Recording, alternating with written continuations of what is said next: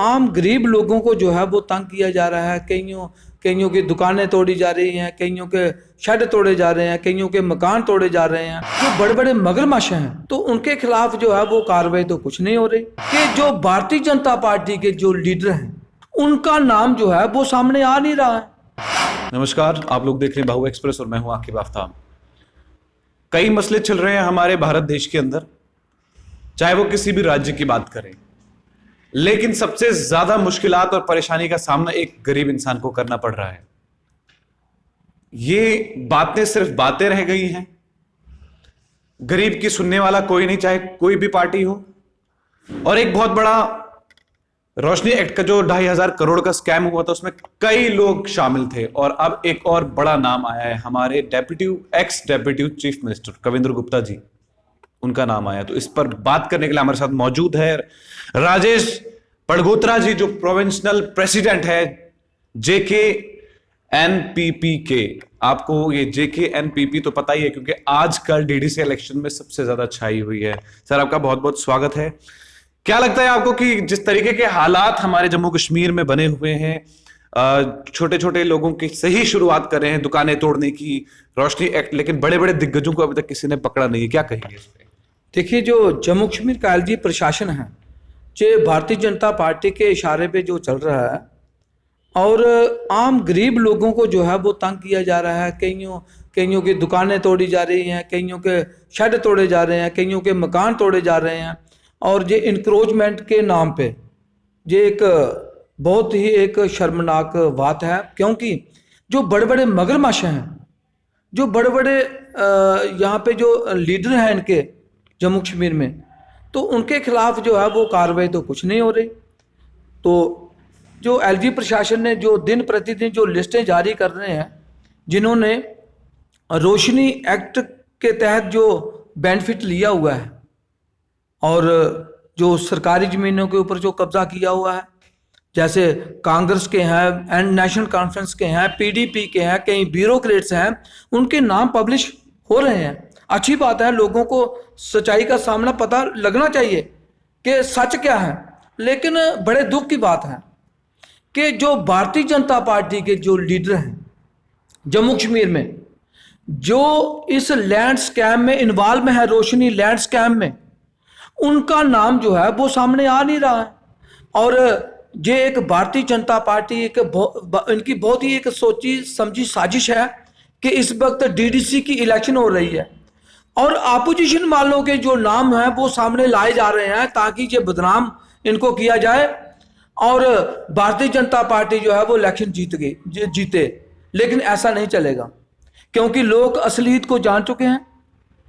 अनुराग ठाकुर जी, इनके जो दिल्ली से आए हुए मिनिस्टर हैं, जिन्होंने जम्मू कश्मीर में लगभग 5-6 दिनों से यहाँ पे डेरा डाला हुआ है, उन्होंने एक प्रेस कॉन्फ्रेंस की। आपको पता है कि 3-4 दिन पहले एक प्रेस कॉन्फ्रेंस करते हैं और कहते हैं कि फारूक अब्दुल्ला जो जहाँ पे चीफ मिनिस्टर रह चुके हैं, उन्होंने बटिंडी में जो है वो स्टेट लैंड के ऊपर कोठी बनाई हुई है। इनके जो फाइनेंस मिनिस्टर हसीब द्राबू जी, उन्होंने कोई बैंक के चेयरमैन थे, उनका भी कई ब्यूरोक्रेटों का नाम उन्होंने लिया, एनसीपीडीपी कांग्रेस वालों का भी नाम लिया। लेकिन ये भारतीय जनता पार्टी के जो लीडर इन्वॉल्व हैं, उनका नाम क्यों नहीं लेते अनुराग ठाकुर जी? मैं आपको बताना चाहता हूं कि कल कविंद्र गुप्ता का नाम जो है वो सोशल मीडिया पे ऊपर वायरल हो रहा है। सीरियल नंबर 215, 216, खसरा नंबर 1373, 1375, विलेज कैंक, तहसील बलवाल, जम्मू। कविंद्र गुप्ता जो जम्मू कश्मीर के डिप्टी चीफ मिनिस्टर रह चुके हैं भारतीय जनता पार्टी के कोटे से, उन्होंने 48 कनाल 9 मरले जमीन जो है वो अपने नाम पे करवाई हुई है रोशनी एक्ट के तहत। उनका नाम जो है वो अनुराग ठाकुर जी नहीं लेते हैं। और कविंद्र गुप्ता को एक किसान बनाया हुआ है, रिकॉर्डिकली फार्मर बनाया हुआ है। हालांकि मैं आपको ये क्लियर बता दूं कि जो एग्रीकल्चर पर्पस के लिए जो इसमें फाल करते हैं लोग, उसमें जे गुप्ता बरादरी है, महाजन जो बरादरी है, जे बिजनेसमैन लोग हैं, जे काश्तकारी में नहीं आते हैं और 4 कनाल से ऊपर जे जमीन नहीं परचेज कर सकते, ना ही ये ले सकते हैं। लेकिन जे दर्जनों के कनाल के हिसाब से जो जमीनें अलाट करवा रहे हैं रोशनी एक्ट के तहत, इनका नाम जो है वो अनुराग ठाकुर जी क्यों नहीं लेते?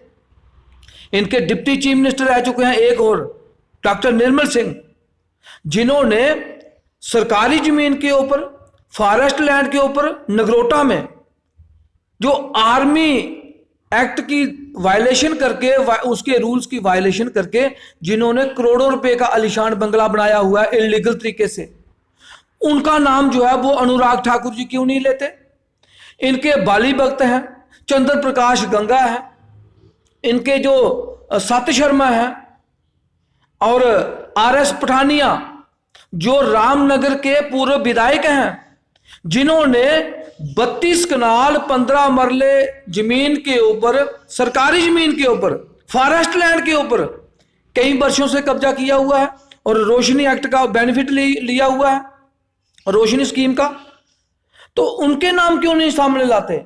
और मैं आपको एक चीज और बता दूं कि RS पठानिया ये वही XMLA है जिन्होंने एग्रीकल्चर के नाम पे इन्होंने सब्सिडियां खाई हुई हैं, फ्लोरिकल्चर के नाम पे खाई हुई हैं, इन्हें हार्टिकल्चर की सब्सिडी जो है इन्होंने खाई हुई है।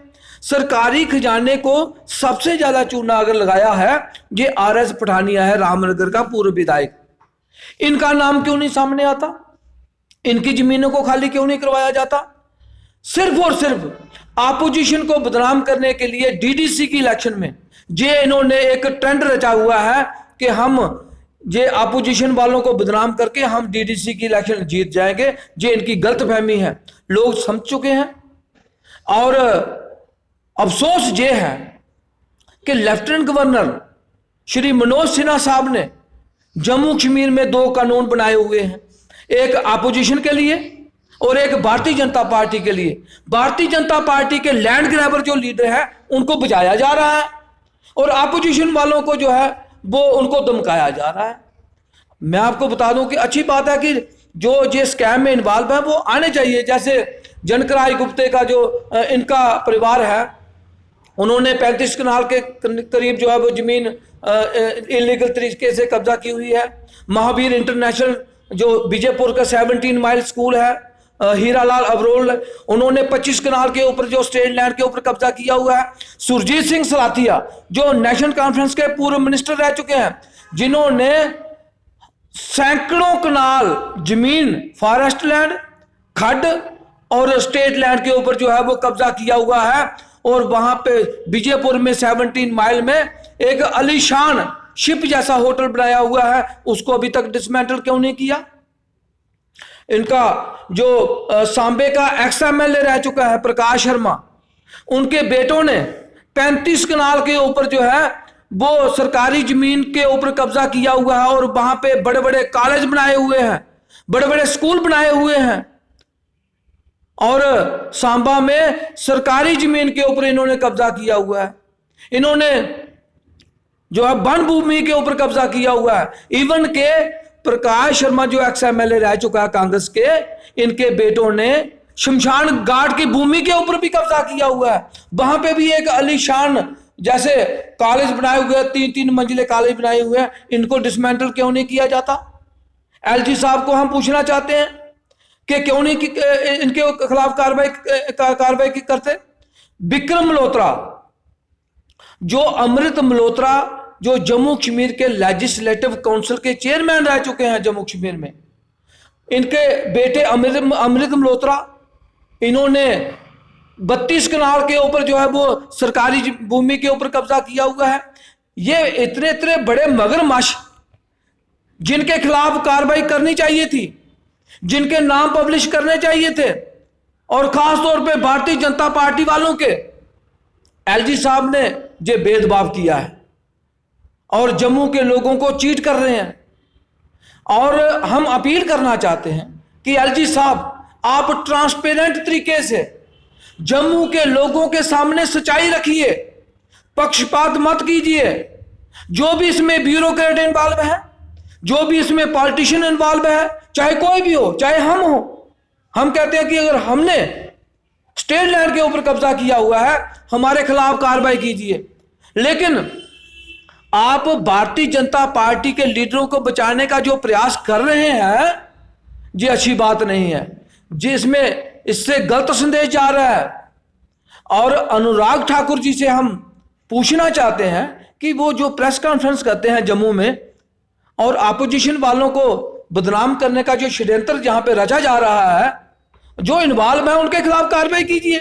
लेकिन भारतीय जनता पार्टी के लीडरों को बचाने का जो प्रयास किया जा रहा है अनुराग ठाकुर द्वारा, इसको पैंथर्स पार्टी टॉलरेट करने के लिए तैयार नहीं है।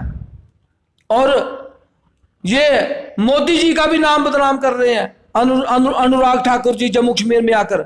और जो दिल्ली की इनकी लीडरशिप है, मोदी और उनकी जो अमित शाह और राजनाथ, जो भी इनके लीडर हैं, ये अनुराग ठाकुर और जम्मू कश्मीर की लीडरशिप जो है ये बदनाम कर रही है उनको भी, और सच को जो है वो छुपा रहे हैं। हम सच छुपने नहीं देंगे।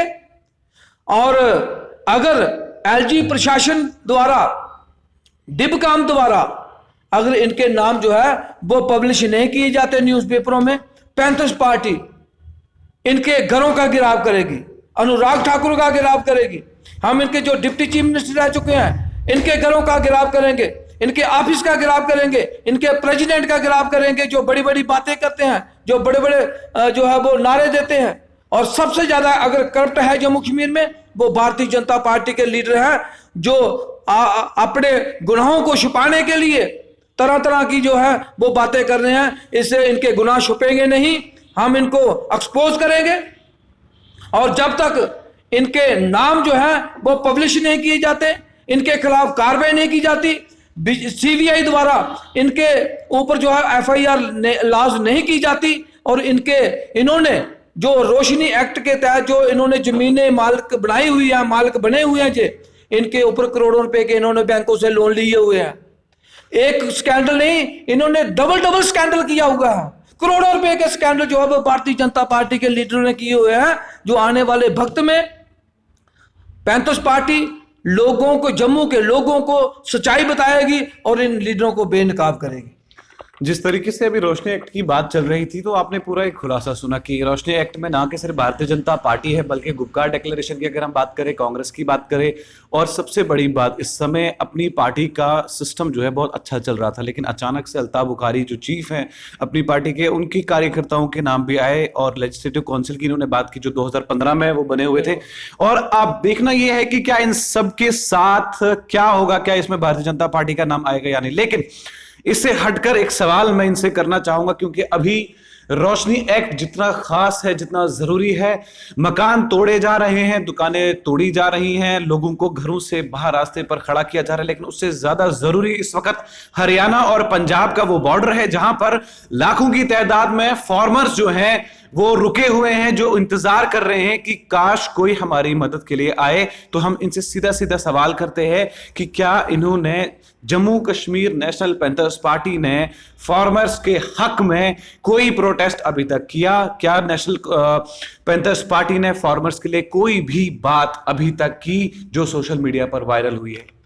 बिल्कुल, आपकी बात बिल्कुल दुरुस्त है कि जिस तरीके से पूरे हिंदुस्तान का किसान जो है वो 3 महीनों से सड़कों पे बैठा हुआ है, जो इस ठंडे मौसम में उनके ऊपर ठंडा पानी जो फेंका जा रहा है, उनके ऊपर टीयर गैस चलाई जा रही है, किसानों के ऊपर जो गोलियां चलाई जा रही हैं, जो जलियांवाला बाग से कम नहीं है। हम मोदी साहब से पूछना चाहते हैं, और केंद्र की भारतीय जनता पार्टी की सरकार द्वारा पूछना चाहते हैं कि ये वही किसान हैं जिनके कारण पूरा हिंदुस्तान जो है वो रोटी खाता है, जिनके बदौलत आज लोग, बच्चे से लेकर बुजुर्ग तक जो है वो अपना पेट जो है वो भरकर खाते हैं रोटी। पैंथर्स पार्टी ने हमेशा किसान के हित के लिए जो है वो आवाज उठाई है, और हम शुरू से ही, जब से ये काला कानून जो है वो केंद्र की सरकार ने किसानों के ऊपर बनाया था, पैंथर्स पार्टी ने उसी वक्त जम्मू में धरने प्रदर्शन करके ये चेताया था कि किसानों की समस्याओं को हल कीजिए, किसानों के मसलों का हल कीजिए, किसानों की मांगों को फौरी तौर पे जो है वो माना जाए, क्योंकि किसान जो है वो सरकार की रीढ़ की हड्डी होती है। किसान को आप मारोगे, किसान को परेशान करोगे, किसान को टार्चर करोगे, किसान के ऊपर गोलियां दागोगे, किसान के ऊपर आंसू गैस चलाओगे, किसान के ऊपर अगर पानी की, ठंडे पानी की बुशारें करोगे, आपको कभी भगवान भी आपको माफ नहीं करेगा मोदी साहब। और आज पूरे हिंदुस्तान का किसान जो है वो भारतीय जनता पार्टी के खिलाफ जो है वो सड़कों पे आ चुका है। पूरे हिंदुस्तान में दिल्ली तक जो है वो किसान जो है वो धरने प्रदर्शन कर रहे हैं। आज मोदी सरकार को जवाब देना होगा किसानों के मसलों के लिए। कल अमित शाह जी जवाब देते हैं कि हम किसानों को जो है वो पूरी सपोर्ट करेंगे। विकास की बात कोई नहीं करता, एजुकेशन की बात कोई नहीं करता, ना ही मेडिकल इंफ्रास्ट्रक्चर की बात कोई नहीं करता। आखिरकार कब तक इस तरीके के हालात हमारे भारत देश में देखने को मिलेंगे?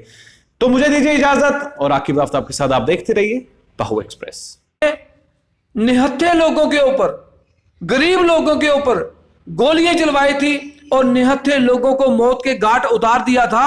आज वही हाल जो है वो भारतीय जनता पार्टी की सरकार द्वारा किया जा रहा है। किसानों के ऊपर जो लाठीचार्ज किया गया है, जो इस ठंडे मौसम में उनके ऊपर ठंडा पानी जो फेंका जा रहा है, उनके ऊपर टीयर गैस चलाई जा रही है, किसानों के ऊपर जो गोलियां चलाई जा रही हैं, ये जलियांवाला बाग से कम नहीं है।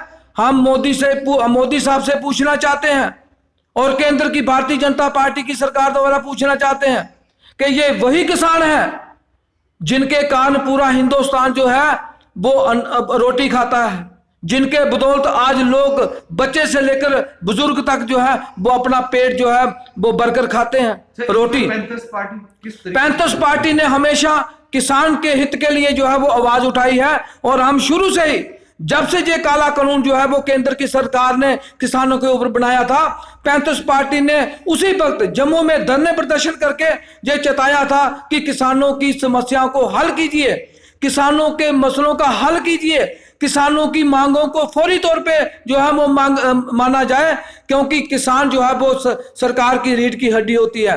किसान को आप मारोगे, किसान को परेशान करोगे, किसान को टार्चर करोगे, किसान के ऊपर गोलियां दागोगे, किसान के ऊपर आंसू गैस चलाओगे, किसान के ऊपर अगर पानी की, ठंडे पानी की बुशारें करोगे, आपको कभी भगवान भी आपको माफ नहीं करेगा मोदी साहब। और आज पूरे हिंदुस्तान का किसान जो है वो भारतीय जनता पार्टी के खिलाफ जो है वो सड़कों पे आ चुका है। पूरे हिंदुस्तान में दिल्ली तक जो है वो किसान जो है वो धरने प्रदर्शन कर रहे हैं। आज मोदी सरकार को जवाब देना होगा किसानों के मसलों के लिए। कल अमित शाह जी जवाब देते हैं कि हम किसानों को जो है वो पूरी सपोर्ट करेंगे। विकास की बात कोई नहीं करता, एजुकेशन की बात कोई नहीं करता, ना ही मेडिकल इंफ्रास्ट्रक्चर की बात कोई नहीं करता। आखिरकार कब तक इस तरीके के हालात हमारे भारत देश में देखने को मिलेंगे? तो मुझे दीजिए इजाजत और आकिब आफ्ताब के साथ आप देखते रहिए पहू एक्सप्रेस।